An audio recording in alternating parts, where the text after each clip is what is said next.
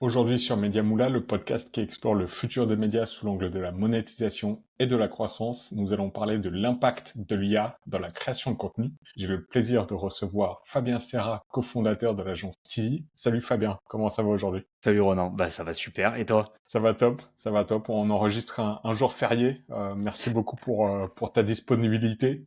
C'est un épisode comme tous les épisodes, mais particulièrement celui-ci. Je suis vraiment pressé de l'enregistrer parce que je suis un peu, enfin, bon, je suis pas mal l'IA forcément, mais comparé à d'autres personnes, je suis un peu à la masse, je pense, sur certains sujets quand ça va un peu plus en profondeur. J'aime bien avoir une vision assez générale des choses dans les médias, mais voilà, ça faisait longtemps que je voulais explorer le sujet IA. Euh, et même si toi, Fabien, tu n'as pas pour activité principale la gestion d'un média, tu t'intéresses beaucoup à cet univers, tu t'intéresses également énormément, notamment ces derniers temps, on en discutait juste avant d'enregistrer, à l'innovation et à l'intelligence artificielle. Et tu as remarqué récemment à travers ton activité des tendances fortes qui se dégagent, qui sont liées à l'impact de l'IA dans la création de contenu. Donc je suis sûr que ça va intéresser notre audience de médias et de publishers, de créateurs de contenu. Donc tu vas nous expliquer tout ça aujourd'hui dans ce podcast. Mais avant de démarrer, qui est Fabien? Eh ben Fabien, c'est un passionné de tech, d'IT. Ça fait près de 15 ans que je suis dans cet univers-là, et bah, ce qui se passe en ce moment, pour moi, c'est enthousiasmant à souhait, et à la fois excitant, à la fois terrifiant, voilà. Mais c'est pour ça que c'est intéressant de discuter avec pas mal de monde de ce sujet-là. Moi, avec mon équipe, donc effectivement, tu l'as dit, j'ai cofondé une boîte qui s'appelle Tizi, et on est une boîte de la data, et particulièrement de la donnée client. Parce que les clients pour les boîtes, c'est avant tout de la donnée, et quand on exploite correctement cette donnée, ben, on peut faire performer des boîtes. Donc c'est ce qu'on appelle vulgairement le CRM, Customer Relationship Management. Donc c'est la gestion de la relation client. Et nous, on bosse sur toute la partie, alors de plus en plus, mise en place de l'IA sur des briques métiers dans un écosystème CRM. Par exemple, pour répondre plus rapidement aux mails de manière plus ou moins automatisée. L'objectif, c'est d'améliorer l'expérience client, de développer et d'améliorer l'expérience client. Et donc, soit on intègre des CRM, soit on développe des briques métiers sur mesure. Et à côté de ça, alors tu l'as dit, effectivement, notre métier, c'est pas le média, même si on a développé notre propre média plutôt pour le moment en veille. En veille, parce que c'est un sujet qui est pour moi personnellement hyper intéressant, le sujet des médias, de la création de contenu en général. Donc on a un média qui s'appelle The Uncrypt, et qui raconte des histoires tech, pour faire très simple. Donc ça, c'est un projet voilà, ça n'a rien à voir avec notre boîte, et ça nous permet en fait de sonder on en est où de l'IA dans la création de contenu, d'une part, et d'autre part, de rencontrer des gens, des homonymes en fait, qui se posent tout un tas de questions sur qu'est-ce que j'automatise, qu'est-ce que j'automatise pas, qu'est-ce que je confie à l'IA, qu'est-ce que je garde entre les mains des humains. Et bah, nous-mêmes, on se pose ces mêmes questions-là. Donc, c'est pour ça que j'ai levé la main très vite quand quand t'as dit est-ce qu'il y a quelqu'un qui veut parler de ce sujet-là, l'impact de l'IA dans les médias. J'ai dit ouais, moi, ce sujet, il me passionne, je l'analyse de près. Et surtout, je rencontre en fait beaucoup de personnes qui se posent tout un tas de questions. Donc, en fait, j'ai agrégé tout ça. Et bon, on va en parler dès maintenant. Ah, The Uncrypt, c'est ça? Ouais. C'est un média vidéo, écrit, quel est le format? Eh ben, excellente question. De base, c'était écrit et vidéo. Une newsletter par semaine et une vidéo YouTube par mois. Bon, après, on avait des shorts, voilà, classiques, pour faire la promotion de ce truc sur toutes les plateformes. Et on est également sur les plateformes Spotify, enfin toutes les plateformes d'écoute, podcast audio.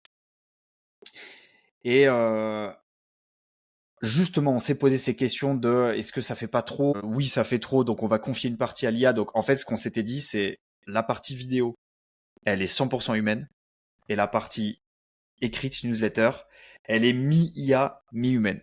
On a décidé il y a pas très longtemps, il y a une semaine, c'est vraiment tout récent, d'arrêter la partie écrite, parce que cette coécriture IA humaine comment dire, nous a amené à une baisse de qualité, Et on s'est dit, c'est pas la direction qu'on veut prendre, ça nous convient pas. C'est des énièmes. En fait, l'objectif de la partie vidéo et donc audio, c'est de raconter des histoires simples pour expliquer des concepts complexes. Ça, c'est le concept de la vidéo. Et sur la partie newsletter hebdo, l'objectif, c'était pareil de démystifier, tu vois, d'où le terme uncrypt, qui évoque la décortication d'un sujet. Donc, on prenait des sujets d'actu. La partie écrite, c'était plutôt de l'actu chaude. On prenait des sujets d'actu, on les décryptait et on les expliquait, on les vulgarisait. Et en fait, c'était pas satisfaisant. Donc on a décidé d'arrêter parce que on fait ça en fait pour le moment bénévolement. Hein. Il n'y a pas de, il y a de source de revenus. C'est pour ça que c'est un média sans lettres parce que pour le moment c'est plutôt un labo où on teste pas mal de choses et ça, ouais, ça nous convenait pas. Donc c'était pas tenable dans le temps. On a décidé d'arrêter. Donc, premier sujet, impact de l'IA dans la production du contenu. Qu'est-ce que tu peux nous dire, de tes observations et de ce que tu as remarqué dernièrement? J'ai beaucoup de choses à dire là-dessus et en fait je pense que je vais commencer par où on en est aujourd'hui. Parce que on en parle beaucoup depuis depuis finalement assez peu de temps hein, sur l'échelle pas de l'humanité, mais en tout cas au moins du 21e siècle. Mais en fait, l'IA dans les médias, ça existe depuis un peu plus longtemps. Et l'exemple peut-être le plus probant que j'ai en tête, c'est le Washington Post qui a créé à l'époque ils appelaient ça un robot, mais en fait c'est une intelligence artificielle générative et qui a en 2016, je crois, pour les JO de Rio, de mémoire, parce qu'il y avait beaucoup trop d'événements, il y avait beaucoup trop de contenu, les journalistes étaient dépassés, et ben ils se sont penchés sur la création d'un robot, comme ils l'appellent, qui s'appelle Héliographe.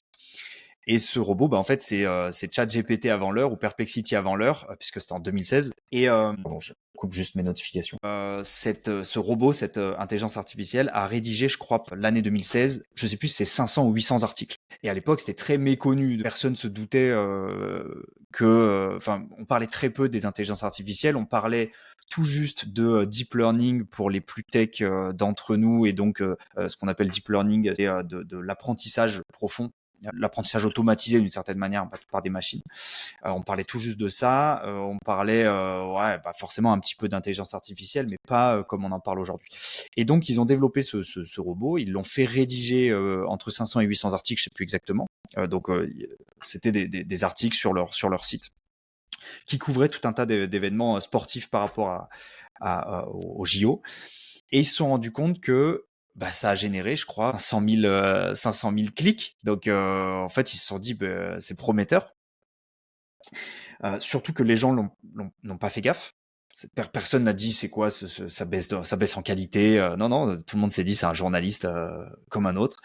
Et à l'époque, la première réflexion quand ils ont pris un peu de recul par rapport à ça, ils se sont dit, ok, on gagne du temps. Enfin, on a deux choix en fait. Soit on utilise ce genre d'outils pour produire soit beaucoup plus, soit la même chose mais à moindre coût. Donc en fait, on est sur une histoire on fait comme avant mais en moins cher finalement. Soit on l'utilise pour des choses qu'on n'a pas aujourd'hui, pour développer des choses qu'on n'a pas aujourd'hui. Et donc ils ont commencé à non pas à faire couvrir que des événements sportifs, mais faire couvrir des événements, par exemple, politiques. Ils ont couvert notamment l'élection présidentielle, je crois, qui a suivi. Et là, ils se sont rendus compte que ils pouvaient s'en servir comme détecteur d'anomalies. Parce que en écrivant, en faisant de l'automatisation de génération d'articles, en masse comme ça, à un rythme qu'un humain pourrait suivre, ils ont réussi à détecter des anomalies. Alors ça dépend de ce qu'on appelle anomalie, il faudrait le définir, mais en l'occurrence pour les présidentielles, ils ont détecté assez rapidement l'arrivée d'un outsider. Et ils se sont dit, lui, normalement, il fait pas partie de l'establishment américain. Donc, en l'occurrence, c'était Donald Trump, le gars en question. Il fait pas partie de l'establishment américain. Ce que j'appelle l'establishment américain, c'est ce concept qui, je dévie un peu, mais pour éviter trop, encore une fois, l'objectif, c'est aussi de vulgariser. C'est ce concept c'est un peu comme ce qu'on appelle les 200 familles en France, ce concept qui dit qu'il y a une oligarchie et que la présidentielle américaine n'est accessible qu'à des gens qui sont voués un peu comme les enfants de rois, quoi. Et Donald Trump, dans cette histoire, il est outsider. Enfin, il a rien à faire là, en fait. Ouais, c'est un ovni. C'est un gars qui est alors multimillionnaire à 10 ans, mais c'est un gars qui fait de la télé-réalité, il débarque là, loin de tous les autres, comment dire, présidents américains. Et donc très vite, grâce à Héliographe, ils ont capté l'émergence de ce qu'ils ont appelé l'anomalie. Et ça a été intéressant parce que ça leur a permis de ensuite confier à des humains de la génération d'articles d'une très grande qualité. Et finalement, le rôle de l'IA là-dedans, c'était de l'analyse prédictive d'une certaine manière pour qu'ensuite la rédaction et l'analyse approfondie soient confiées à un humain. Et ça leur a donné un coup d'avance sur la couverture des présidentielles. Alors on en a peu parlé à l'époque parce que on comprenait pas trop où est-ce qu'on en était de l'IA, etc. Mais en tout cas, on peut attribuer ça à l'IA. Et donc, pourquoi je raconte cette histoire, c'est que aujourd'hui, on se pose, enfin, il faudrait se poser cette question-là. En tout cas, notamment le monde du journalisme, c'est une branche des médias, mais le monde des journalismes est en train de se poser cette question. On a deux choix aujourd'hui et pour l'avenir de comment on souhaite utiliser l'IA. Soit c'est de la production à bas coût, soit c'est pour des usages nouveaux, pour augmenter la qualité in fine.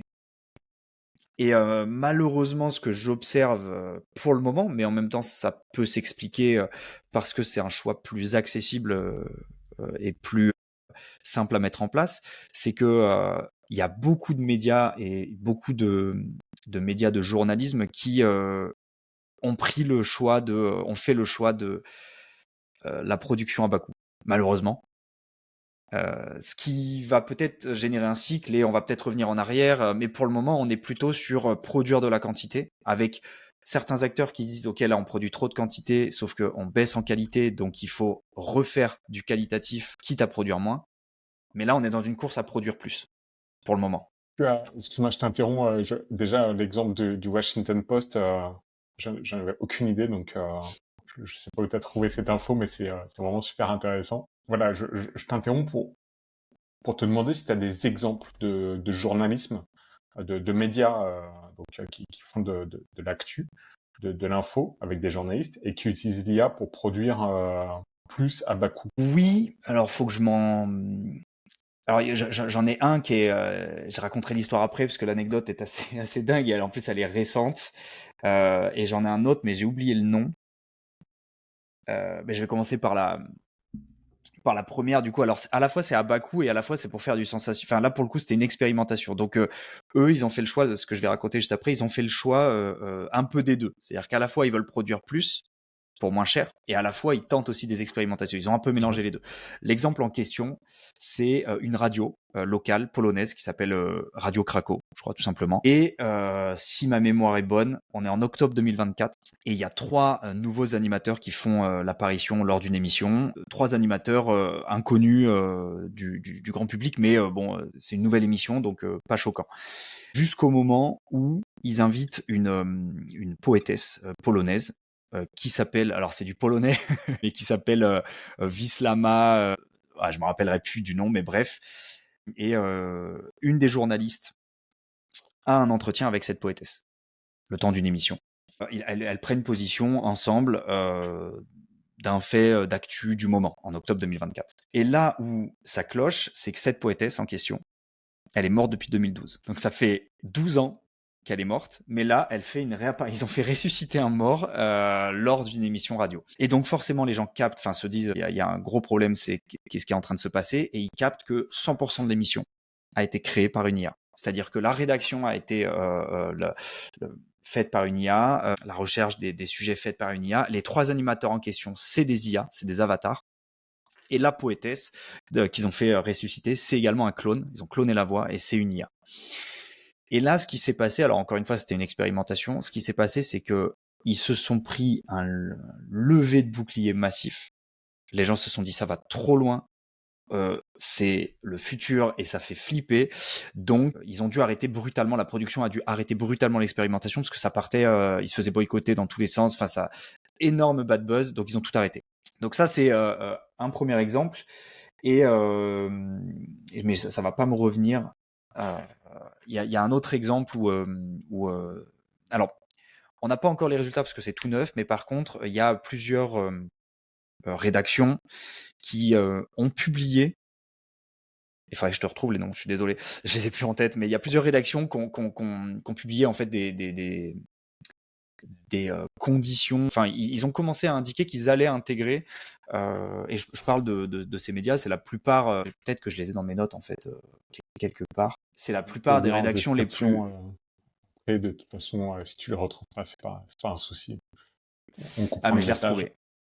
Je l'ai retrouvé. En fait, c'est des rédactions, enfin, c'est des presses qu'on connaît très bien en France parce qu'il y a Le Parisien, Marie-Claire et Le Point Mhm. qui ont par exemple lancé des plans sociaux. Et on sait que c'est aussi, enfin, après c'est de la déduction, mais il y a de grandes chances que ce soit, on vire des gens parce qu'on peut produire moins cher. Mhm. Il y a également Prisma et Capital. Voilà, c'est deux exemples que je cherchais, qui sont deux autres journaux qui ont fait le choix de lancer un avatar numérique. Donc l'avatar numérique, c'est un personnage en IA sous format vidéo. Donc on peut l'animer, on peut le faire parler, et en fait, une fois qu'il est bien modélisé, on lui fait ingérer un script et ça remplace une personne qui se filme devant la caméra pour raconter. C'est comme si on avait un Hugo Décrypte cloné et que une fois que le script il était cloné, on lui ingérait des centaines de textes par jour et puis il est en capacité d'enregistrer entre guillemets des centaines de vidéos par jour. Et donc quand on a tous ces journaux là qui annoncent créer, lancer, modéliser leur propre avatar numérique et en parallèle faire des plans sociaux, moi c'est ce qui me fait dire qu'ils sont en train de faire le choix de on va produire à bas coût. Ou en tout cas, on va produire plus. Ce qui revient un peu au même.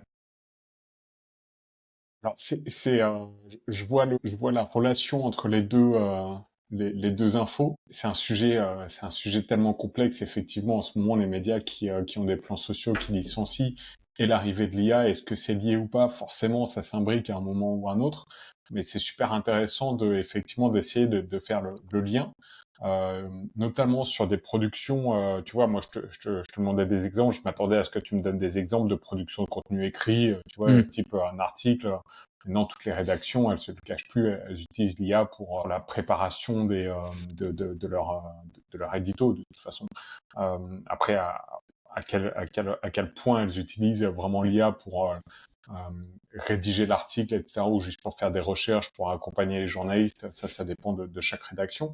Mais sur l'avatar numérique, effectivement, tu vois, j'avais pas d'infos là-dessus. C'est super intéressant de voir ces initiatives et de voir que c'est à l'étranger, mais en France que ça arrive. Euh, mais toi, qu'est-ce qui te fait dire que c'est forcément dans une logique de on veut produire à bas coût et pas forcément de se dire parce que ça a des coûts aussi de mettre en place ces expérimentations, ces IA et potentiellement tu as besoin de moins d'humains pour par rapport à si vous voulez répliquer, tu vois, une personne qui fait de l'actu en live. Mais derrière, tu as également des gens qui sont là pour mettre en place ces expérimentations, pour les tester, pour les déployer, etc. Donc, qu'est-ce qui te fait dire que c'est vraiment une recherche de réduction des coûts et pas forcément une recherche d'innovation, de je me mets à la page et je m'assure que mon média il soit pertinent demain. Tu vois ce que je veux dire? Ouais, je comprends. Je pense qu'il y a une réaction épidermique en ce moment parce que ça va très très vite. Les médias sont pas préparés. Il y a une chute relativement drastique de la fréquentation. Une chute drastique également des de tout ce qui est publicité parce que c'est finalement les plateformes qui donc Google, Meta, etc. qui captent l'essentiel des revenus qui sont générés, hein. Et la redistribution est tout sauf équitable. Même si c'est un jugement de valeur ce que je porte là, mais quand on regarde les chiffres, quand on regarde les statistiques, les études sur ces sujets-là, on se rend compte que c'est effectivement les plateformes les grands gagnants et que ceux qui ont des espaces publicitaires sont pas forcément. Alors, ils survivent, mais en tout cas, il y a une chute depuis à peu près 1 an, 2 ans, énorme et du trafic et des revenus. Donc, il y a une réaction, on va dire quick and dirty. Il y a une réaction très court terme à adopter. Et cette réaction, la plus naturelle, c'est celle de dire comment on peut réagir pour maintenir au moins à flot le temps de réfléchir, le temps de lancer des expérimentations, le temps de voir ce qu'il faut faire. Et moi, j'analyse deux choses. La première, c'est que l'homme, enfin comment dire, monocanalité n'est plus possible. Aujourd'hui, quand on a juste, alors j'élargis un peu le spectre média, là je vais jusqu'à ceux qui ont des blogs et qui vivent du SEO, etc. On ne peut pas avoir juste un site web aujourd'hui. On ne peut pas avoir juste un média qui est sur, ou je dis juste un ou deux, quoi, en tout cas. Aujourd'hui, on passe de la multicanalité à l'omnicanalité. Il faut, comment dire, être partout. Si on veut maintenir, continuer de capter notre audience, il faut être partout. Il faut être sur TikTok, il faut être sur Instagram, il faut être sur site web, il faut être faut être de partout. Et donc, cette multiplication des supports nécessite multiplication des contenus. Donc, quand je dis produire à bas coût, c'est pas nécessairement réduire les coûts, c'est produire au moins plus, mais au même budget, parce qu'on peut pas d'un coup faire x4 sur les budgets, parce que il faut faire x4 sur les plateformes. Donc, quand un média traditionnel fonctionne majoritairement sur, je dis n'importe quoi, site web, parce que c'est 90% de son audience, et que demain il faut être autant sur site web que sur YouTube, la manière de penser, c'est de se dire, je vais pas, je suis pas prêt pour recruter des acteurs, pour recruter, donc je lance mon avatar numérique qui va au moins pendant un certain temps me garantir une présence sur YouTube. Donc c'est une réaction que, comme je dis, épidermique, ou en tout cas, alors c'est une fuite en avant selon moi, mais en tout cas c'est on peut assez facilement se dire que c'est logique de réagir comme ça, au moins pour maintenir à flot la captation qu'on avait avant. Ça, c'est le premier truc. Donc, c'est l'omnicanalité et donc le fait de devoir multiplier les supports. Et le deuxième point, c'est le premier sur l'actu, d'une certaine manière. Encore une fois, là, ça s'adresse peut-être plus au journalisme, mais pas que. Aujourd'hui, l'IA permet, entre autres, d'aller plus vite. C'est pas un secret, ça permet de baisser les barrières à l'entrée, mais ça permet également d'aller plus vite. Et dans le journalisme, pour faire simple, celui qui est le premier à publier l'actu, c'est celui qui capte. Et il y a rarement de deuxième place, en fait, malheureusement, dans ce milieu-là. Et en fait, c'est pareil, c'est tous les sujets d'actu sont comme ça. Le premier qui va avoir l'actu, il va avoir l'exclusivité. Et c'est à lui qu'on va attribuer la confiance. Et voilà. L'IA aujourd'hui permet notamment d'aller plus vite dans cette réaction, dans le fait d'être le premier à publier. Parce que avant, il y avait des temps incompressibles, c'est-à-dire que quand il se passait quelque chose, Google qui annonce la sortie de sa nouvelle puce quantique, peu importe, il fallait absorber cette information, rédiger un bout de contenu, même si c'était rapide à 2 heures du mat parce que la conférence elle a lieu à l'autre bout du monde, etc. Mais au moins il fallait être le premier à publier le truc. Et ben là, l'IA en fait permet cette réactivité. Et cette réactivité permet de maintenir la captation de l'audience. Donc quand on additionne ces deux analyses-là, même si encore une fois ça regarde que moi, on peut que se dire que c'est une réaction normale que de vouloir ce que j'appelle produire à bas coût, ou en tout cas produire plus en plus grande quantité et plus vite. Mais finalement, c'est pas de l'innovation que de produire plus vite ou de produire en plus grande quantité, parce que c'est ce qu'on appelle la mécanisation dans l'industrie, dans l'agroalimentaire. C'était déjà la volonté de vouloir produire plus vite et de vouloir produire plus.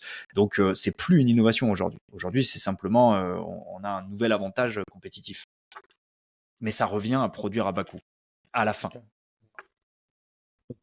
On peut pas parler de coûts sans parler de la gratuité des contenus. C'est un point que tu avais mentionné également lors de la préparation de ce podcast.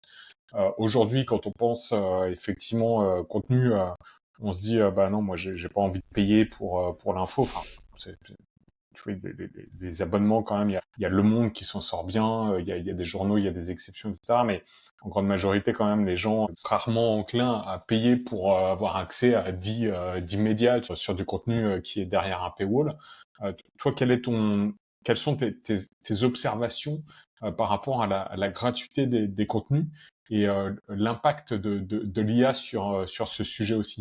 Est-ce que tu penses qu'ils vont se dire ou est-ce que tu penses que la tendance, ça va être, maintenant qu'on a l'IA, on va tout mettre en gratuit, ou est-ce qu'il va y avoir un contre-pied, peut-être une contre-tendance, de se dire, bah non, finalement, nous, on va faire du contenu super avec beaucoup de valeur et on va le rendre payant. Qu'est-ce que tu vois, sans sortir ta boule de cristal, hein, mais qu'est-ce que tu vois comme tendance qui émerge? Eh ben, je pense que ça va être un cycle, ça va être une vague. C'est-à-dire que là, on est encore une fois dans une réaction par rapport à ce qui est en train de se passer, mais il n'y a pas de, on est tout feu tout flamme en ce moment. On fait feu de tout bois. Et je pense que là, on est dans la phase où on accélère les contenus gratuits. Ce qui est marrant, c'est, enfin, j'essaye souvent de regarder, de regarder ce qui s'est passé dans le temps pour essayer de voir comment l'histoire peut se répéter. Ça, c'est un exercice que je fais assez souvent. Et quand on remonte, allez, un siècle en arrière, l'accès à l'information était tellement rare parce que il y avait pas internet, il y avait pas le téléphone, il y avait pas tout ça, donc l'accès à l'information c'était tellement rare que les gens payaient cher pour ça. Les gens payaient cher pour se maintenir au courant et cher par rapport à leurs revenus, hein, même si c'est pas comparable par rapport à aujourd'hui. Voilà, on achetait le journal, on écoutait la radio et même la radio c'était assez rare, on n'avait pas forcément les et, l'indépendance de l'information était chère, l'information était chère, donc on payait cher pour ça. Et puis petit à petit, quand Internet est arrivé, quand les nouveaux moyens de communication sont arrivés, on a commencé à avoir de l'information à profusion. Donc aujourd'hui, l'information n'a plus de valeur. L'information n'a plus de valeur. Elle a perdu cette valeur-là. Et là, ce qui est en train de se passer, c'est que tout le monde peut rédiger facilement beaucoup de choses. Donc on a un Internet qui est en train d'être pollué. Je crois qu'il y avait des statistiques là-dessus où je me demande si on n'a pas déjà basculé dans plus de 50% du contenu d'Internet a été généré par IA. Je crois qu'on a déjà basculé dans ce temps-là, c'est-à-dire on a généré en 2 ans ce qui avait été généré en 50 ans. Je crois, hein, je veux pas dire de bêtises, mais il me semble avoir vu ce rapport il y a pas longtemps. Et donc là, on est dans une course à la gratuité où l'objectif c'est de fournir max d'informations. Sauf que en faisant ça, il se passe 2 choses. D'une part, moins c'est rare, moins ça a de la valeur. Et d'autre part, il y a une perte de confiance énorme. Je crois que avant IA, on était aux alentours de 50 à 60% des gens qui donnaient dans le monde, hein, c'était des moyennes, qui donnaient confiance aux informations qu'ils recevaient.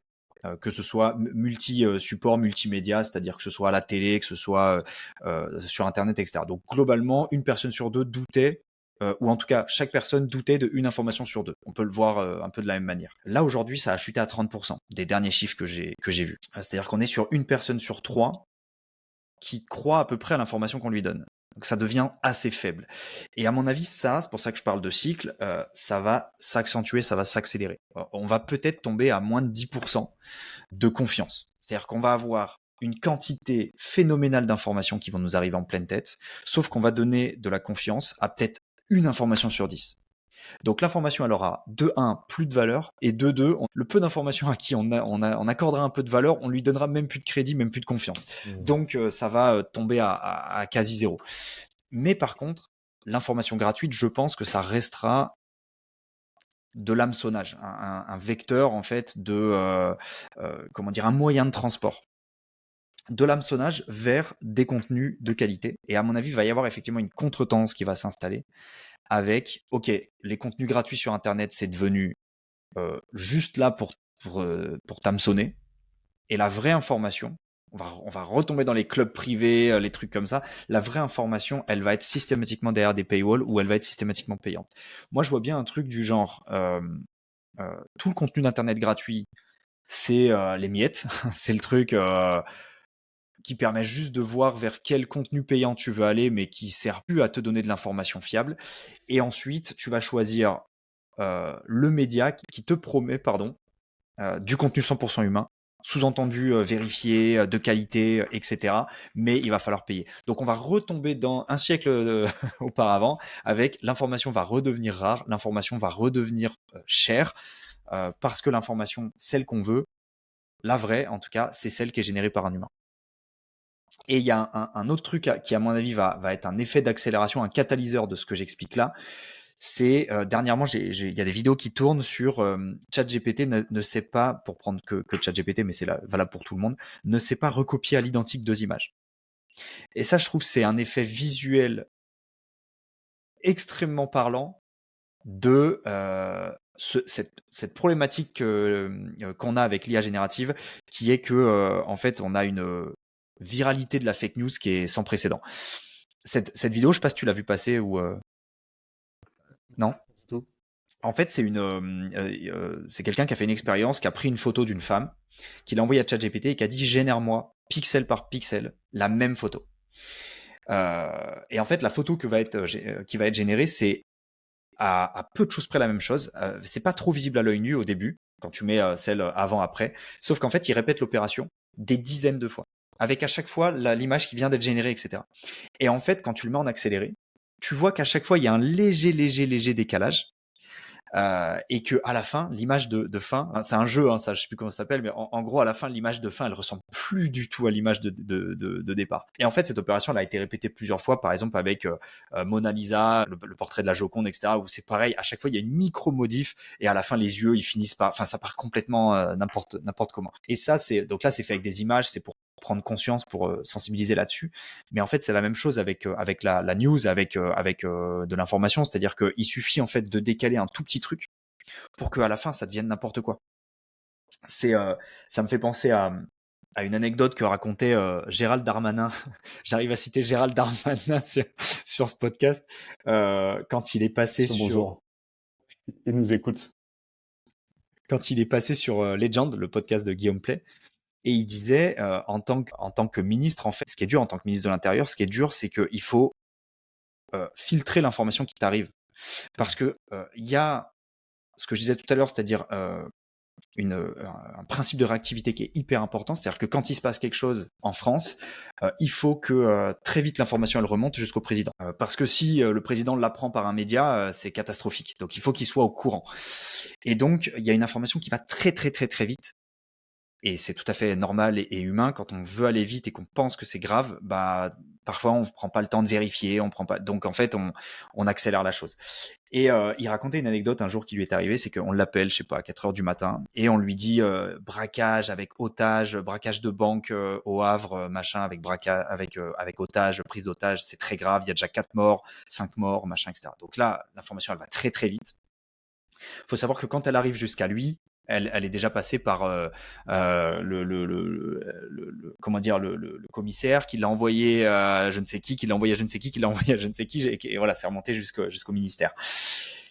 Et lui, donc son rôle, c'est de dire il faut que je prévienne très vite, mais il faut pas non plus que je diffuse une fake news. Parce que ça peut avoir des conséquences très graves, parce que si le président il prend la parole sur quelque chose qui finalement, enfin, il passe pour un con. Et donc, il raconte qu'en creusant, petit à petit, il se rend compte que c'est pas une banque, que c'est une épicerie. Il se rend compte que c'est pas au Havre, que c'est je ne sais où.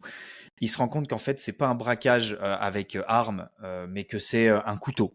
Il se rend compte qu'en fait il y a pas 5 morts, mais il y a 2 blessés. Puis en fait il se rend compte que, en fait il déconstruit le truc petit à petit, et à la fin c'est pas du tout ce qui lui avait été annoncé. C'est quelqu'un qui est bourré et qui menace, mais sans armes, l'épicier de lui fournir une bière, et en fait en faisant tomber sa bouteille, il y a quelqu'un qui a pris un peu de verre et ça l'a blessé, quoi. Tu vois. Donc on est très loin.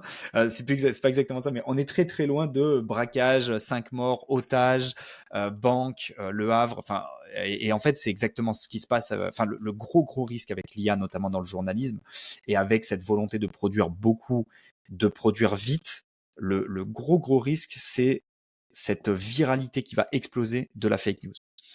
Et je pense qu'on va avoir dans les prochains mois, dans les prochaines années, énormément de fake news qui vont être diffusées par des médias en qui on a jusque-là relativement confiance. Donc, on va pointer du doigt, ah mais le coupable c'est l'IA. Donc on va donner encore moins de confiance, et donc crise de confiance, etc. Et donc perte. Enfin voilà, là où aujourd'hui, je dis pas qu'ils sont en montée, mais ils sont en maintien en fait du flot de l'acquisition, parce qu'ils arrivent à produire plus vite, ils arrivent à produire plus gros, enfin plus de quantité, donc ils maintiennent à peu près ce qu'ils étaient en train de perdre. Sauf que ça suffira pas. Donc ils vont perdre à un moment, parce que les gens vont plus donner aucune confiance, vont plus donner aucune valeur à ces données-là, et donc il va falloir trouver un autre modèle. Et l'autre modèle, ça sera, ok, on va vous donner moins d'infos, mais la moindre info qu'on va vous donner, elle va être de très grande qualité, parce qu'elle sera vérifiée, revérifiée, survérifiée. Et donc, tu vas payer pour ça, et donc tu vas accepter d'avoir moins. Ça, c'est l'un des contre-pieds, en fait, qu'on pourrait explorer. Super intéressant, et c'est vrai que ça vaudrait le coup d'avoir des journalistes qui interviennent là-dessus pour savoir exactement comment, dans la rédaction, ils procèdent au filtre des informations pour garantir effectivement peut-être pas aller jusqu'aux fake news, mais pour garantir que les infos, la quantité, la masse d'infos traitées soit pertinente, validée, vérifiée. Ça, c'est un sujet également que je connais mal. Donc, si certains médias nous écoutent et qu'ils ont en place des process pour ça, ça m'intéresserait beaucoup d'en savoir plus parce que finalement, ce qui s'applique aux journalistes et à l'actu peut s'appliquer également pour tous les autres médias, même ceux qui publient pas forcément de l'actu chaude. Donc, ça serait intéressant. Il y a un autre contre-pied que tu m'avais indiqué et qui s'applique particulièrement à toi, à tes chaînes YouTube, à tes médias, si on peut dire, à ta création de contenu, c'est la spontanéité et l'authenticité. Et ça, je pense que c'est quelque chose qui toi, te chauffe particulièrement d'après nos discussions. Est-ce que tu peux nous en dire plus là-dessus? Eh ben, j'ai un retour d'expérience par rapport à ça, c'est que euh, j'ai commencé donc avec cette chaîne YouTube qui s'appelle The Uncrypt. L'idée, c'est de faire chaque mois une histoire d'à peu près 10 minutes où on décortique ce qui s'est passé. Ça peut être la chute d'une marque, ça peut être ou au contraire le lancement en grande pompe d'une boîte, voilà. Et et on avait décliné ce format-là avec un format invité, un peu comme on le fait là, mais de manière hyper bien léchée, vraiment aboutie, etc. Presque millimétrée, vraiment on avait copié en fait ce qu'on peut trouver dans des podcasts comme Sans Permission, etc. Où la lumière elle est parfaite, où le son il est parfait, où tout est parfait. Et en fait, j'ai remarqué que bah, ça devient une pâle copie parce que ça devient comment dire, tout ce qui est trop prod de télé n'attire plus autant les gens. Ce que les gens cherchent là, à force d'être comment dire, inondés de contenu et inondés de contenu de bonne qualité. On est loin de Dailymotion YouTube des années fin 2000 où toutes les vidéos elles sont éclatées. Là on a énormément de contenu d'une extrême bonne qualité. Mais en fait, les gens sont lassés de ça et ils reviennent à des fondamentaux. Je pense que ça, c'est un des trucs que je remarque systématiquement dans l'étude, que ce soit dans l'anthropologie ou la sociologie, quand on remarque un peu comment les gens évoluent, il y a toujours un retour aux fondamentaux. Je crois que je le disais dans le podcast avec Luc sur les MCP, c'est qu'on est des êtres sociaux avant tout et on ne peut pas s'accommoder d'une vie de robot nous-mêmes. On peut pas ça. Je crois que c'est plus fort que nous. Donc on revient systématiquement aux fondamentaux. J'ai deux trois anecdotes par rapport à ça. Et en fait, ce que les gens sont de plus en plus attirés vers des podcasts beaucoup plus bruts, comme par exemple ce qu'on est en train d'enregistrer là, où il n'y a pas de C'est-à-dire que montage. ma lumière est pourrie et que mon montage est pourri? Non, mais je veux dire que ça se voit que c'est du contenu humain. Parce que il n'y a pas de post-prod, il n'y a pas de montage, il n'y a pas d'effet visuel, ouais, enfin c'est brut quoi. Ouais, On ouais. se capte en visio Mm. et les réactions elles sont pas censurées et je pense que les gens apprécient davantage ça et c'est pour ça que les streamers on le vend en poupe en ce moment parce que ils sont devant leur enfin c'est du contenu brut et je remarque de plus en plus, alors ça c'est dans mon entourage, hein, une occurrence n'est pas une récurrence, mais je remarque de plus en plus que les gens délaissent la télé, les formats plus traditionnels, bien montés, bien huilés, au profit plutôt, par exemple le dimanche soir où voilà, ils se mettent devant YouTube, devant leur télé et ils regardent un streamer et ils mangent avec un streamer en live euh, pendant 1 heure et c'est leur fond télévisuel. Et ça, il y en a de plus en plus. Moi, au début, ça m'étonnait. Je me disais, mais c'est trop bizarre c'est quoi cette tendance? Moi, j'y ai jamais cru à cette tendance, tu sais. Alors, ça remonte un peu, mais ça vient de Chine, de Corée, ou du Japon, et où au final, t'as des gens, ils se filment et ils mangent des yaourts, ils mangent des... Ouais. Et en fait, toi, tu les regardes manger leurs yaourts. Et au début, quand j'ai vu ça, il y a longtemps maintenant, il y a peut-être pas 10 ans, mais pas loin, je me disais, mais c'est quoi ce contenu de fou et pourquoi les gens regardent ça? Et je pense qu'il y a une accélération de ça parce que l'IA nous fatigue, parce que les contenus bien léchés, bien produits, bien montés et auxquels on donne plus trop de confiance nous fatiguent et que tout ce qui nous prouve que quelque chose est humain, bah en fait ça nous reconnecte et ça nous instinctivement on redonne de la confiance à ça, donc on est beaucoup plus proche de ces contenus authentiques, spontanés. Et là aujourd'hui il y a des marques qui s'approprient ce truc-là avec du contenu authentique, du contenu spontané. C'est arrivé avec les UGC, notamment les contenus créés par les utilisateurs. Et il y a des marques, ou en tout cas des entreprises qui ont capté ça, qui capitalisent à fond là-dessus. C'est encore assez timide pour le moment, mais on sent que c'est peut-être la prochaine tendance. Moi, je pense que c'est la prochaine tendance. 100%, c'est quelque chose que je vois également beaucoup. Et le danger, c'est que on va voir des marques qui l'ont remarqué, qui ont capté le truc, et comme tu expliques, qui vont forcer comment dire, l'artisanat et le faker. Et le problème, c'est Gary Vee qui dit souvent ça. Enfin, il le disait avant. J'avais tendance à écouter ses interventions. Gary Vee, qui est un grand marketeur aux US, qui disait que en français, comme on pourrait traduire, mais les marketeurs finissent toujours par, euh, par ruiner les tendances et les foutre en l'air, quoi. Et en gros, je pense que, et je suis curieux d'avoir ton avis là-dessus, est-ce que tu penses que finalement les marques vont pas euh, prendre ce sujet d'authenticité, d'artisanat, de contenu brut, jusqu'à ce que, encore une fois, un cycle où les gens se disent ah, ben en fait c'est du faux contenu brut, donc ils vont en avoir marre, il va y avoir une défiance, une méfiance, etc. Et comment, tu vois, s'adapter par rapport à ça, parce qu'effectivement c'est tout le temps des cycles, mais les cycles sont tout de même de plus en plus courts finalement. Avant, tu vois, un cycle, tu pouvais miser sur 1 an, 2 ans, 3 ans. Maintenant, parfois, c'est du 3 mois et t'en as marre d'un certain format, quoi. Donc, comment tu t'adaptes? Et toi, qui as tes chaînes YouTube maintenant, question dans la question, est-ce que tu es retourné vers un format plus brut et moins léché, moins produit? Et est-ce que tu remarques des différences dans ton viewership, dans tes abonnements, dans le watch time, etc. de tes contenus? Eh ben, alors oui, des fois, ce que je remarque même, c'est qu'il y a deux cycles en cours de mutation en même temps. Et je suis entièrement d'accord. Le, le, comment dire, faker le faker, en fait, c'est déjà quelque chose qui est cramé parce qu'on l'a vu avec les influenceurs, c'est ce qui s'est passé. Au final, si je remonte un peu avant l'IA, les influenceurs, ils ont eu le vent en poupe. Pourquoi? Parce que aux yeux de l'audience, ça paraissait déjà être plus de nature. Ça les rassurait plus quand tu as une influenceuse, un influenceur qui te parle d'un produit en mode face caméra Instagram un peu moche, pas très bien construit, plutôt qu'une belle pub à la télé.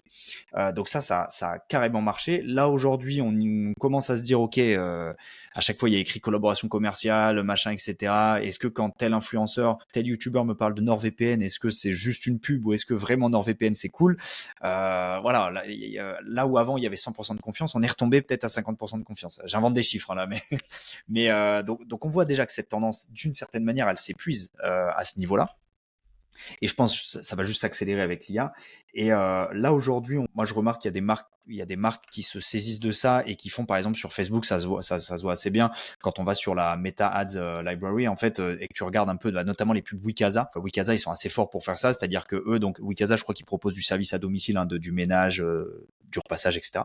Et eux leurs pubs qui tournent depuis un moment maintenant et si elles continuent de tourner c'est qu'à mon avis elles marchent quand même bien encore, c'est que c'est un vieux post-it où il y a écrit 2 heures de ménage, enfin je sais plus, actif 2025, 2 heures de ménage en moins toutes les semaines, machin, etc. Et c'est écrit sur un vieux post-it, donc ça attire l'attention. On a l'impression que c'est un contenu euh, d'un utilisateur Facebook lambda. Et en fait non, c'est une pub. Donc là voilà, il y a ça qui apparaît. Il y a aussi comment dire les centres commerciaux aux États-Unis qui ont capté que notamment la Gen Z voulait revenir dans des lieux physiques.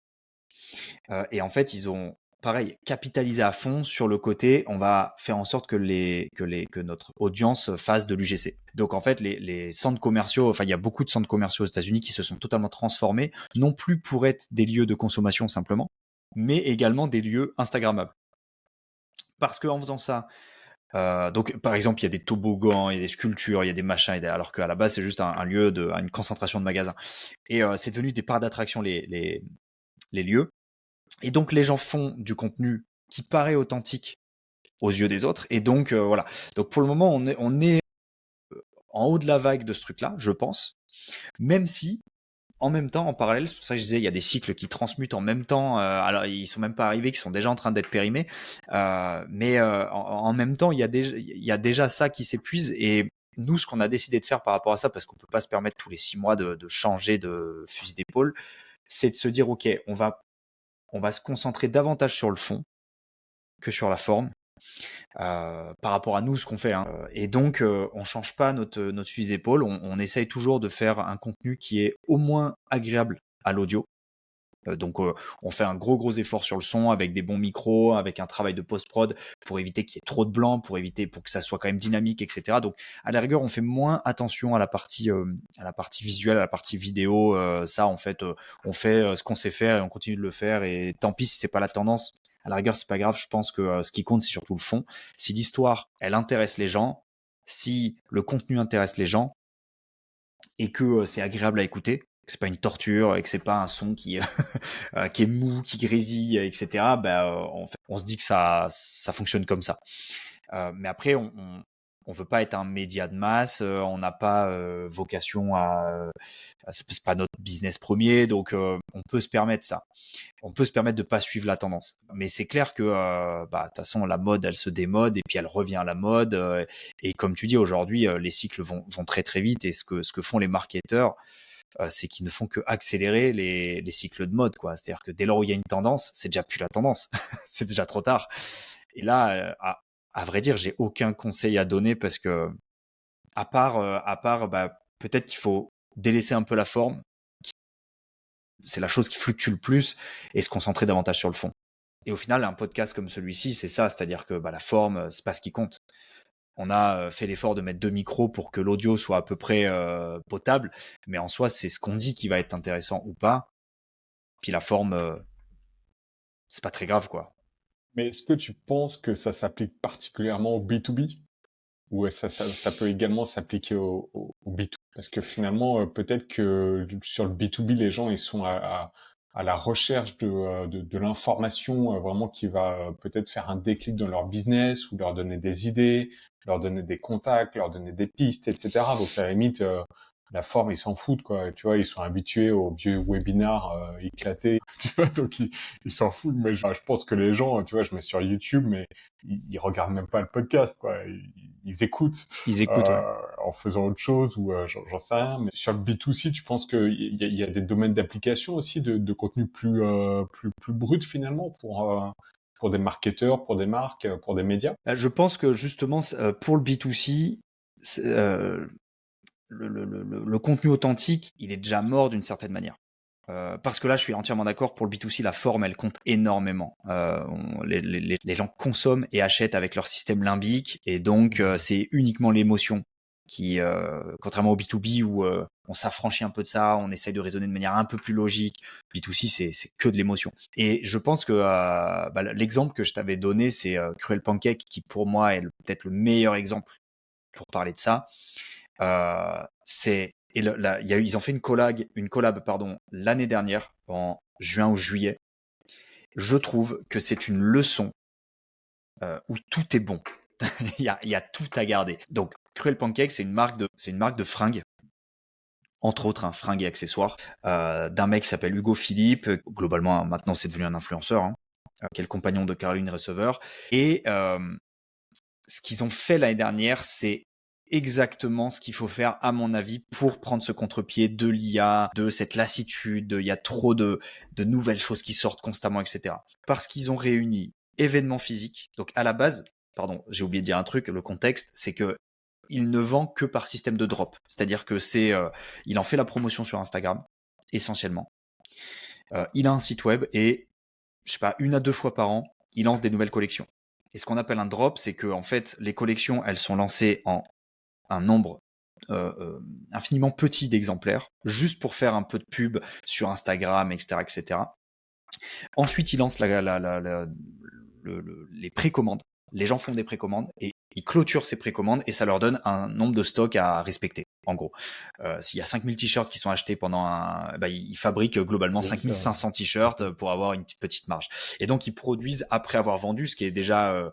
c'est pour ça que même là, le principe est génial parce que ça, c'est un contre-pied direct à la fast fashion où il y a Shein qui produit 100 000 nouveaux vêtements par jour. Enfin bref, et beaucoup de trucs qui sont jetés au bout de 3 jours. Là, c'est tout l'inverse. Et là où je veux en venir avec cette marque, c'est que de base, c'est une DNVB, c'est une marque qui est essentiellement digitale et qui ne fonctionne qu'à travers du Instagram, globalement. Et ce qu'ils ont fait l'été dernier, tout début juillet, je crois, c'est qu'ils ont sorti une collab, enfin un drop, donc une collab, une collection, pardon, été. Cette collab, ils l'ont fait avec Lipton. Donc déjà, super. Ça, c'est à la rigueur, c'est un sujet marketing, mais super parce que tu lances une collab avec Lipton, qui est le symbole, l'ice tea, le symbole de l'été, etc. La collab, la collection, pardon, elle était vintage. Ça, c'est un point important, je pense. Le retour aux sources, j'en parlais tout à l'heure, le retour aux sources, le retour à la Madeleine de Proust des gens, à l'heure où l'IA, c'est de l'ultra innovation, c'est de l'ultra neuf, l'ultra nouveau. Bah, les gens, en fait, veulent se rapprocher de ce qu'ils ont connu quand ils étaient plus jeunes. Donc, collection vintage, avec des influenceurs atypiques. Donc, pas des mecs lisses, parfaits, random, avatar numérique, etc. En l'occurrence, je me rappelle plus de son nom, mais j'ai un gros problème de mémoire avec les noms, mais c'est un mannequin, mais qui a 80 ans ou 90 ans, je sais plus, c'est un vieux mannequin, je crois, espagnol, qui est tout sauf lisse, mais qui a un charisme assez fou. Et donc, ils ont mêlé vintage, ils ont mêlé jeux numériques, promotion sur Instagram, ils ont pas abandonné tout ce truc-là, parce que c'est dans leur ADN. Et ils ont lancé pour quelques jours, le temps d'un week-end, je crois, ou 3 jours, ils ont lancé un pop-up store, donc un magasin éphémère sur Paris. Et ils ont axé toute leur communication sur cet événement, qui est un événement physique. L'objectif, c'était, tu viens sur Paris, dans ce pop-up store, tu découvres la collection. Tu peux pas Je crois que tu pouvais pas acheter les fringues, tu pouvais que acheter les accessoires. Ou non, tu pouvais gagner les accessoires. Tu pouvais gagner des fringues et des accessoires, mais tu pouvais rien acheter. Donc en fait, c'est un magasin éphémère où tu peux rien acheter. Mais par contre, il y a quand même une expérience parce qu'il y avait des jeux toute la journée. Il y avait des boissons Lipton qui étaient offertes. Et donc, c'est une expérience physique. Et ça a cartonné. Pour ça, je dis que c'est une leçon où tout est bon. Ça a cartonné parce que c'est le contre-pied direct de l'IA, c'est le contre-pied de la quantité, et c'est le contre-pied de l'innovation lisse constante. Parce qu'on a du vintage, du physique, de la quantité limitée. En fait, on revient à l'expérience qu'on avait avant où pour acheter une marque, bah, c'était pas si facile parce qu'il fallait aller en magasin, on pouvait pas aller sur internet et dire j'achète et hop, j'ai 15 000 t-shirts facilement. Je trouve que c'était euh, comment dire, une excellente idée en tout cas, et je trouve que c'est hyper inspirant pour l'avenir en fait de la création de contenu, ou en tout cas de la promotion de contenu. Comment, selon toi, les médias qui nous écoutent, donc on est l'audience de Media Moula, ce sont surtout des médias indépendants, des publishers B2B ou B2C. Comment ils peuvent s'en inspirer de ça, du retour à l'authentique, aux événements physiques? Je sais que toi, t'es très axé sur les événements physiques. Enfin, ça te parle beaucoup. Est-ce que tu aurais des idées à partager, des exemples, des initiatives qui te paraissent particulièrement prometteuses et qui seraient applicables à des médias ou à des créateurs de contenu? Eh ben, je pense qu'il y a deux choses. Déjà, d'une part, les médias nichés. Donc, je parle pas des gros médias, voilà, Le Monde, etc. Je parle des médias nichés. Je trouve qu'il y a une augmentation du nombre de newsletters produits, comme par exemple Snowball, je trouve une excellente newsletter qui vulgarise la finance, l'investissement. Et il y a beaucoup de gens qui sont prêts à payer pour ça parce que c'est très précis, c'est très niché.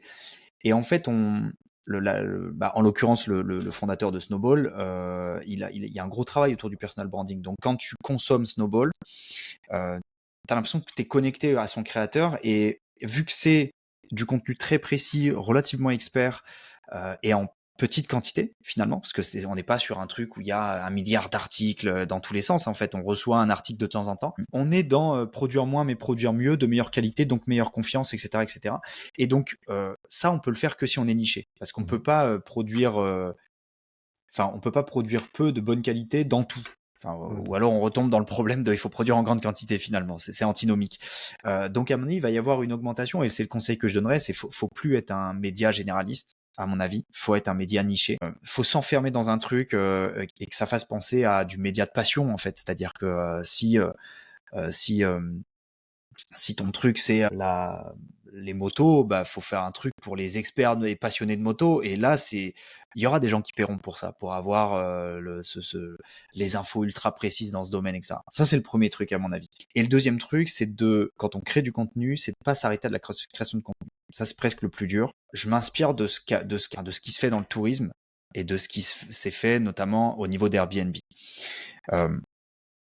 Initialement, le tourisme a énormément évolué. J'ai pas mal bossé dans ce qu'on appelle le e-tourisme, justement le tourisme, enfin la partie digitale dans le tourisme.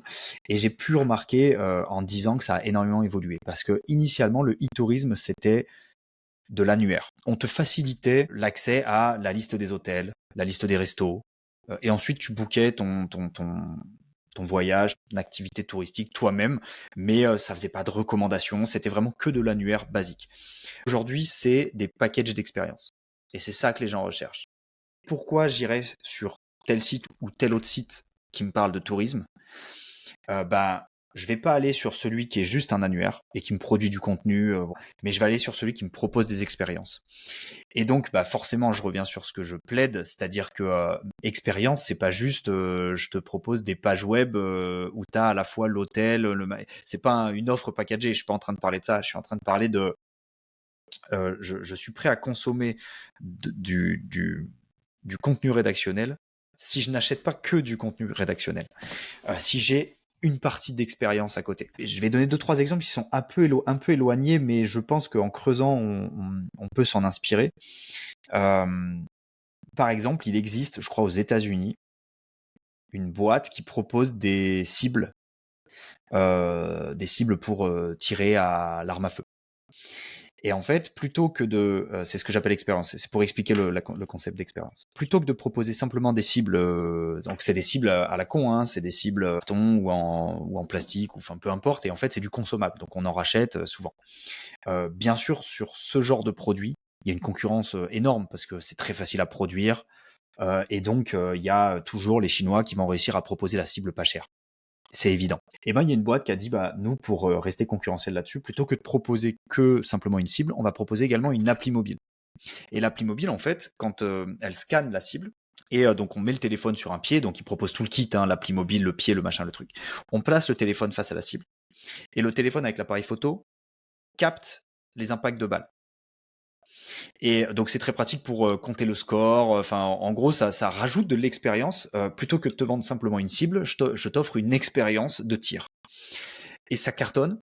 Et ils arrivent à vendre leur cible beaucoup plus cher que les autres. Ils arrivent à en vendre plus que les autres parce que tu as cette expérience à côté. Et les gens sont prêts à se dire, ok, ma cible que je paye 20 centimes, là, je vais peut-être la payer 2,50 €. Mais c'est pas grave parce que j'achète l'expérience, encore une fois, j'achète le résultat, j'achète pas le produit en plastique dont j'en ai un peu rien à faire. Et en fait, ils se sont débrouillés pour faire en sorte que leur appli mobile ne soit compatible qu'avec leur cible, avec un système de mire, parce que sinon, en fait, ça calcule pas. Ils ont été malins. Et c'est ça que j'appelle vendre de l'expérience plutôt que de vendre juste une cible ou juste de l'information, parce qu'au final, de l'information, c'est un produit comme un autre qu'on achète, qu'on consomme. Et l'information, ce qui est compliqué, c'est que c'est un consommable qui périme très vite et avec une barrière à l'entrée très faible, donc une concurrence démentielle, en l'occurrence gratuit. Il n'y a pas plus concurrentiel que du contenu gratuit. Et donc pour moi, pour se défendre de ça, il faut aller chercher ce qui va permettre d'être la cible, d'être cette boîte de cible où il y a une appli mobile, où il y a en fait du hardware, ou en tout cas une expérience. C'est pas forcément de l'expérience physique, mais il faut qu'il y ait de l'expérience. Tu penses que pour les médias, ça pourrait s'appliquer avec des relais d'événements en physique, par exemple? Et Ouais. qu'est-ce que toi, idéalement, si tu avais un média qui, je sais pas, dans une passion, je sais que tu es passionné de tatouage, par exemple. Je sais pas, il y a forcément des médias qui sont spécialisés dans le tatou, etc. Euh, en cadre B2C, quel serait ton média idéal à l'heure où, aujourd'hui, avec l'IA, encore une fois, moi demain je peux lancer un blog sur le tatouage, qu'est-ce qui va vraiment faire la différence à part l'expertise du contenu? Qu'est-ce que tu aimerais trouver sur ce média de niche qui serait difficile à répliquer pour un autre média, si tu vois ce que je veux dire? Ouais, Quel est ton edge, quel est le truc qui vraiment va faire la différence où tu peux apporter, en faisant le pont avec ton discours d'avant, sur l'expérience. Comment un média pourrait surfer sur cette tendance? Encore une fois, si on réfléchit à ce qu'on a dit jusque-là, le retour aux fondamentaux, à une expérience d'avant, je pense que ça compte beaucoup. Encore une fois, j'essaye de me dire, voilà, comment se comporte l'humain, toujours se rappeler de ça. Faut pas chercher à réinventer ce qui marchait auparavant. Moi, je me rappelle quand j'étais jeune, une petite anecdote,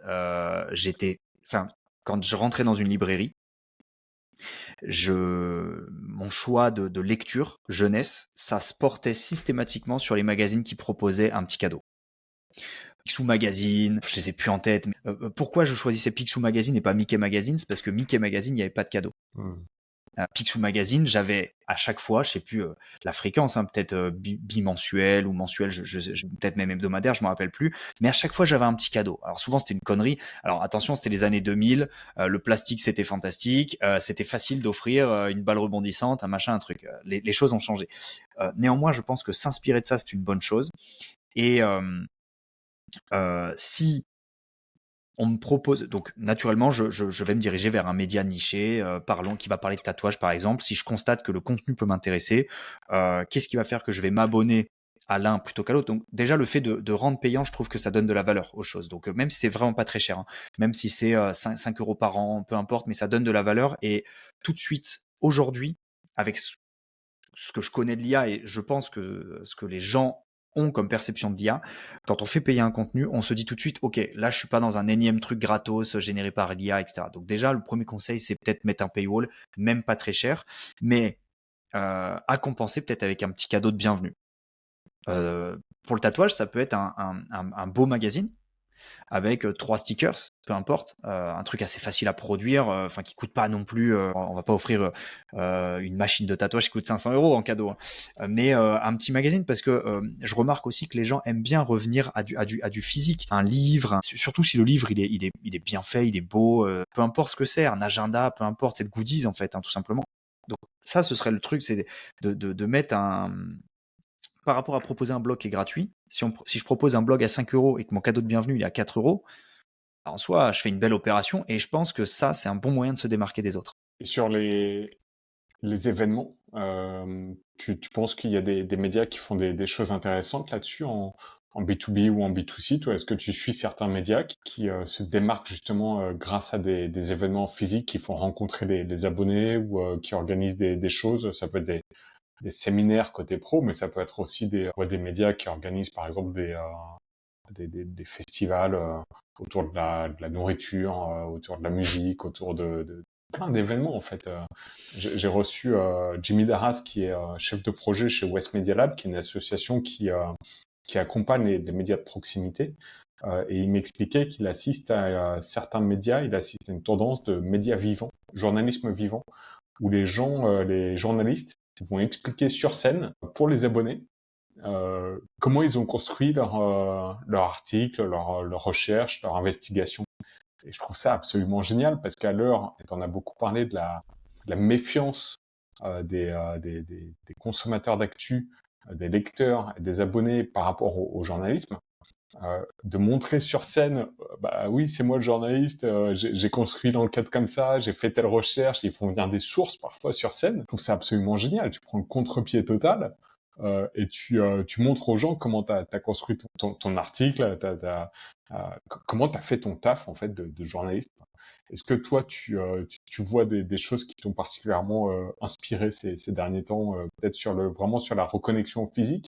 Pas forcément comme tu l'as expliqué avec des goodies, mais plus en relation, tu vois, privilégiée entre médias et consommateurs de médias. Et ben, le meilleur exemple que j'ai par rapport à ça, c'est Culture 2000. Culture 2000, c'est un podcast audio exclusivement, je crois. En tout cas, moi, je le connais qu'en audio. Et alors, ça s'est arrêté malheureusement et j'adorais ce contenu. Et je crois que ça s'est arrêté en 2022, d'ailleurs, donc au moment où il y a eu la montée de l'IA ou 2023. Et le principe de base est assez simple. Ce qu'ils disent souvent, c'est on est expert en rien, mais on est curieux de tout. Et en fait, ce qu'ils font, c'est qu'ils prennent des sujets, culture générale, et ils sont 3-4 animateurs, parfois 4-5, et ils racontent l'histoire pendant à peu près 1 heure. Et donc ils l'enregistrent. Au début, ils l'enregistraient, donc c'est des profs, c'est des passionnés d'histoire, Et au début, ils l'enregistrent dans un studio et ils se rendent compte de plus en plus que il y a peut-être un événement à faire. Et ils se disent mais qu'est-ce qu'on va faire? Nous, notre truc à nous, c'est on a un micro et puis on raconte une histoire, quoi. On va pas se lancer dans une manifestation, dans de l'événementiel, c'est pas notre truc. Ils se sont dit on va faire un truc simple, on va faire la tournée. Je crois qu'ils ont appelé ça la tournée de Culture 2000. Et en fait, ils se sont dit on va faire un tour de France où chaque mois ou chaque semaine, je sais plus exactement, on va enregistrer un épisode, mais non pas dans un studio, au chaud, entre nous, etc., mais en extérieur, avec des gens autour. Et donc là, c'est le principe, en fait, c'est vieux comme le monde, hein, ils ont rien inventé d'une certaine manière. C'est Interville, c'est tous ces trucs-là où au final, la prod, elle se fait pas dans un studio, elle se fait en extérieur et il y a des gens qui sont invités. Et eux, ils l'ont fait, mais avec un format relativement brut, et donc ils se baladaient dans toutes les villes de France. Et les gens qui aimaient bien Culture 2000, ils sont allés les voir. Je crois que c'était gratuit et donc ils avaient un parterre ils avaient leur audience en fait, mais ils ont pu se connecter à leur audience. Et ça, j'ai trouvé ça assez formidable parce que tu mets un visage sur les noms et en fait tu t'attaches au personnage. Moi, c'est ça que j'ai remarqué et c'est ça que j'aimais bien chez Culture 2000 parce que des fois, encore une fois, ils le disent très bien, ils sont experts en rien. Et des fois, ce qu'ils racontent, c'est pas tout à fait juste, c'est un peu inexact, c'est un peu la version Wikipédia en podcast audio. Mais à la rigueur, c'est pas grave. Moi, j'aimais bien les écouter parce qu'au bout d'un moment, je m'étais attaché à leur personnalité. Parce que il y en a un, il est fan de la SSE, tu vois, de la S Saint-Étienne, et du coup, il se faisait toujours tacler parce que à chaque fois, il ramenait la SSE dans les histoires, il parlait de Saint-Étienne, machin. Et donc, ils ont mis de l'humanité, ils ont mis leur singularité au service des histoires. Et en fait, ils ont eu un succès assez fou pendant cette tournée, parce qu'au début, ils avaient un peu peur de se dire, ça se trouve, il va y avoir 3 personnes, et c'est un peu la loose, quoi. Et en fait, non, ils ont eu un succès fou, parce que les gens, ils se sont rendus compte qu'au-delà de ce qu'ils racontaient, qui était intéressant, parce que tu apprends des choses, et ben, les gens s'étaient attachés à leur personnalité. Et, et le fait ça revient à faire alors c'est pas du journalisme en l'occurrence, mais ça revient à faire de la création de contenu vivante où tu vas au contact des gens qui te suivent et tu fais ce que tu fais par ailleurs, mais au lieu de le faire dans ton coin en studio, voilà, tu le fais avec les gens. Et ça revient finalement encore une fois à ces écrivains qui font des séances dédicaces. Tu vois, encore une fois, ça c'est vieux comme le monde et ça marche. Et là, je remarque qu'il y a de plus en plus un retour en arrière qui s'opère avec des gens qui se mettent à écrire des livres. Là où avant, le livre, c'était pas Monsieur Tout le Monde qui allait écrire un livre. Là, il y a de plus en plus de gens qui se mettent à écrire des livres. Alors parfois, c'est largement assisté par IA. Donc c'est toujours pareil. Je pense il va falloir davantage s'efforcer sur prouver que ça n'a pas été fait par IA. Ou alors que si l'IA a été utilisée, à quel endroit elle a été utilisée. Et donc ça va passer par je viens te rencontrer, je te parle et je te dis les yeux dans les yeux que je l'ai pas fait par IA. Finalement ça c'est une forme d'événementiel la plus simple, c'est d'aller rencontrer son public entre guillemets, son audience à travers des événements, dédicaces de livres, enregistrer un podcast en extérieur avec les gens, aller à la rencontre des gens, quoi. Merci beaucoup. Je crois qu'on a fait un bon tour d'horizon du sujet. Je suis sûr qu'on pourrait rentrer plus en détail sur certains points parce que t'as toujours plein d'exemples à citer. Je sais pas d'où tu les sors, mais c'est très agréable justement d'avoir des invités qui peuvent tu vois, fournir des infos que moi je vois pas passer, qu'on peut pas trouver facilement ailleurs. Donc je mettrai tous les liens en description. Est-ce que t'as peut-être pour clôturer le podcast une tendance pour rester dans la thématique, pour aller une tendance qui va complètement à l'opposé radical de l'IA, que peu de personnes suivent ou ont détecté, mais qui toi te fait vraiment kiffer et tu te dis ah, ça c'est génial. Et je pense soit toute la tendance trad, le fait de revenir vraiment à du fondamental et pour le moment en fait ça fait c'est anti-progrès en fait, et à la fois ça peut être dangereux ce truc-là et à la fois ça donc en fait ça partage beaucoup entre euh, c'est quoi cette secte, c'est quoi ces gens qui refusent la technologie, etc. Soit sinon ceux qui se moquent de l'IA, qui utilisent l'IA à leur avantage en fait d'une certaine manière. Ils utilisent l'IA pour se moquer de l'IA. D'accord. Moi la pub que j'ai adorée, c'est une marque de soda qui s'appelle Zevia, je crois, c'est pareil, je te donnerai tous les liens. Parce qu'il faut la regarder cette pub, elle est extraordinaire parce qu'ils ont parodié la publicité Coca. Je crois que c'est l'année dernière où Coca, ils ont fait une pub, leur pub traditionnelle de Noël avec les oursons, les camions illuminés, etc. Et en fait, l'année dernière, ils ont sorti la pub, mais en version IA, et elle était pas très bien faite. Personne ne sait si c'est volontaire ou pas, mais elle était pas très bien faite, et ils se sont pris, pareil, beaucoup de critiques. Et il y a une marque de soda inconnue, hein. Moi, je connaissais pas du tout ce truc-là. Et ils ont abusé le truc, c'est-à-dire qu'en fait, ils ont vraiment pompé la pub Coca, mais avec une personne qui boit, mais il y a la trois mains, enfin totalement déformé, l'ourson qui a qu'une tête, enfin le truc qui est hyper glauque, les camions qui roulent sur place, enfin vraiment la pub, faut la regarder parce qu'elle est drôle. Et le fait d'utiliser l'IA, non pas pour utiliser l'IA, mais pour se moquer de l'IA, moi je trouve ça c'est une tendance qui est intéressante, qui peut vite lasser, hein. Parce qu'une fois que tu le vois 2-3 fois, c'est le premier encore une fois qui le fait, mais peut-être qu'il y a d'autres pistes dans ce genre-là à explorer, de pas être anti-IA parce que sinon on passe pour un complotiste, etc. De pas non plus dissimuler le fait qu'on utilise de l'IA, voilà, mais de dire voilà, je le fais, je l'assume pleinement. Et à la fois, je le critique, à la fois, je l'exploite. Ça, j'adore cette tendance un peu schizophrène, tu vois, de je le critique autant que je l'exploite. J'aime beaucoup ça. Effectivement, je regarderai la pub, on mettra en description. Quel est le dernier outil IA que tu as utilisé pour ton agence, pour ton business et qui t'a vraiment convaincu? Eh bien, je crois que c'est Mammouth AI, qui est en fait un outil assez bête, mais c'est assez malin parce qu'ils ont regroupé tout un tas de modèles. Et je l'utilise en fait tous les jours, c'est pour ça que je pense tout de suite à lui. Ils ont intégré en fait au sein d'une interface et d'un seul abonnement, je crois que c'est à partir de 10 $ par mois, ils ont intégré tous les modèles les plus utilisés. Donc tu as du ChatGPT, Perplexity, Mistral, Gemini, DeepSeek, enfin tu les as tous. Et en fait tu peux switcher facilement. Donc tu fais un premier prompt, t'es pas satisfait, tu dis vas-y reprompte-le moi avec DeepSeek, reprompte-le moi avec Mistral, reprends. Et c'est extrêmement simple à utiliser et je trouve ça génial. Top. Bah écoute, ouais, je regarderai, ça m'intéresse. Quel est le meilleur moyen pour les auditeurs de te contacter s'ils veulent prendre contact et potentiellement, est-ce que tu peux accompagner des médias également avec ton agence pour implémenter des outils ou des cas d'application IA pour des médias? Est-ce que tu saurais mettre ça en place? Eh ben oui, bah notamment sur les sujets CRM qui jusque-là étaient vachement réservés aux grosses boîtes industrielles où là ils étaient très forts, ou alors les DNVB qui se sont mis aussi parce que c'est leur cœur de métier. Enfin c'est là où ils ont un peu disrupté le marché. Et là nous ce qu'on évangélise et ce qu'on remarque c'est que avec l'IA le sujet CRM redevient accessible à tout le monde, que ce soit la toute petite boîte, on accompagne des tout petits cabinets de comptables et on intègre de l'IA intelligemment pour augmenter cette expérience client. Et en fait, dans le média, c'est la même chose parce que on peut, là par exemple, quand on a préparé ce podcast, tu m'as envoyé une trame, on en a discuté, etc. Donc il y a eu des échanges euh, et, euh, et en fait, le vrai intérêt, c'est les échanges qu'on a toi et moi en tant qu'humains. C'est ce que je dis toujours. Et par contre, il y a toute une phase qu'on est obligé de faire pour créer ces échanges-là. Et c'est cette phase-là que j'appelle, qui peut être une phase dédiée au CRM et qu'on peut automatiser. Pour qu'au final, les humains n'aient qu'à discuter avec des humains et que toute la logistique qu'il y a derrière, qui est sous-jacente, elle soit dédiée à un CRM. Et avec de l'IA, on peut faire ça beaucoup plus facilement maintenant. Donc ouais, je pense que l'IA, IA/CRM est un sujet qui touche tout le monde. Tout entrepreneur, toute boîte, toute nature, tout secteur d'activité. Et le meilleur moyen de me contacter, c'est LinkedIn. Ok. C'est le plus Ok, simple. top. Bah, écoute, Fabien, merci beaucoup pour ta Merci à toi. disponibilité, pour toutes ces infos.